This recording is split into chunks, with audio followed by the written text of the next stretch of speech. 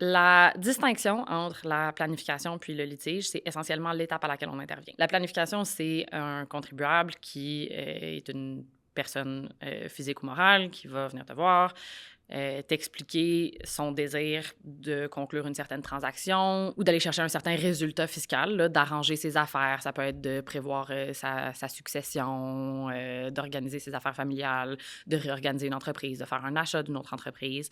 Puis, le rôle de l'avocat qui fait de la planification fiscale, ça va être de monter un plan pour s'assurer que, un, les transactions ou l'organisation effectuée respectent les lois fiscales applicables et, deuxièmement, idéalement, que c'est organisé de la manière la plus efficace et avantageuse possible. Donc ça, on est vraiment en planification. Le principe de la planification va être beaucoup plus large généralement que le litige parce qu'on se pose toutes les questions du possible, de ce qui pourrait arriver avec cette transaction-là ou avec cette situation-là. Les avocats de litige fiscal, eux, interviennent quand il y a eu un problème.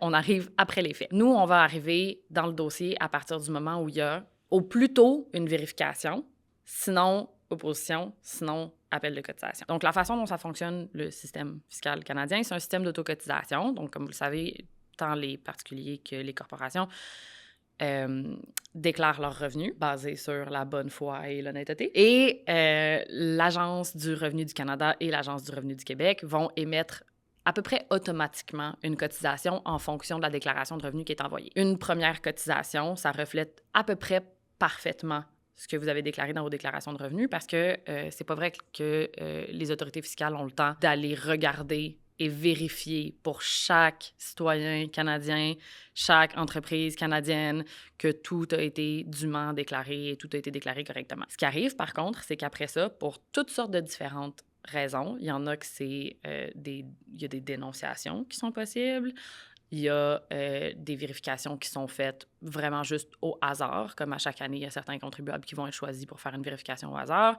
Des fois, il y a des vérifications qui sont déclenchées quand des contribuables participent à un certain programme ou font une certaine divulgation de certains types de transactions. Dans ces moments-là, les autorités fiscales compétentes, soit l'Agence du revenu du Canada, soit l'Agence du revenu du Québec, soit des fois les deux, vont venir effectuer une vérification de la déclaration pour s'assurer qu'elle est complète et correcte.